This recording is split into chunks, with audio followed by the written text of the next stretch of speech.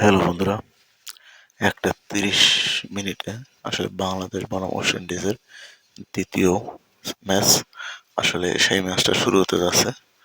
তো বাংলাদেশ যদি এই ম্যাচটায় জিতে এবং তাহলে সিরিজ নিশ্চিত করবে, আর যদি হেরে যায় তো সামনের ম্যাচের জন্য অপেক্ষা করতে হবে। তো যাই হোক, মেইন খেলায় ফিরে যাই।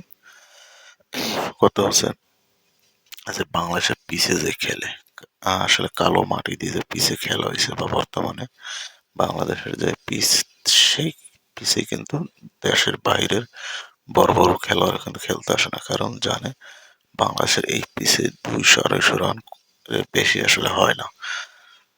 আর এখানে বল বেশি বাউন্স করে না, আর বাইরে প্লেয়াররা তো জানেন আপনারা যে বাউন্সের বল ছাড়া তারা ভালো খেলতে পারে না। এই কারণে এখানে হারার সম্ভাবনা বেশি থাকে।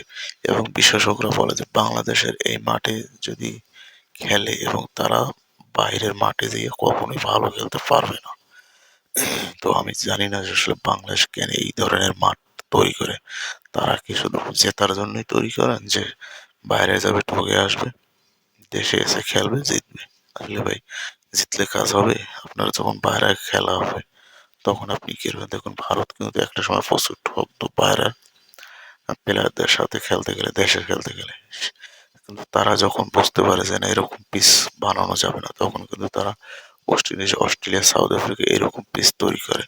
এরকম পিচ তৈরি করে কিন্তু তারা কিন্তু বারবার যে দেশের বাইরে এদের সাথে খেলে। এখন কিন্তু সেই ইন্ডিয়া সেই আগের জায়গায় নেই। এখন কিন্তু ইন্ডিয়া, তাদের ভালো বোলিং আছে, ব্যাটিং আছে, প্লাস তারা কিন্তু এখন যে কোনো সময় যে কোনো দলকে আর কি ঠকাতে পারে। অস্ট্রেলিয়ার কাছে তো কোনো ব্যাপারই ছিল না ইন্ডিয়া একসময়, সেই অস্ট্রেলিয়াকে এখন কিন্তু ইন্ডিয়া যে কম সময় হারাতে পারে।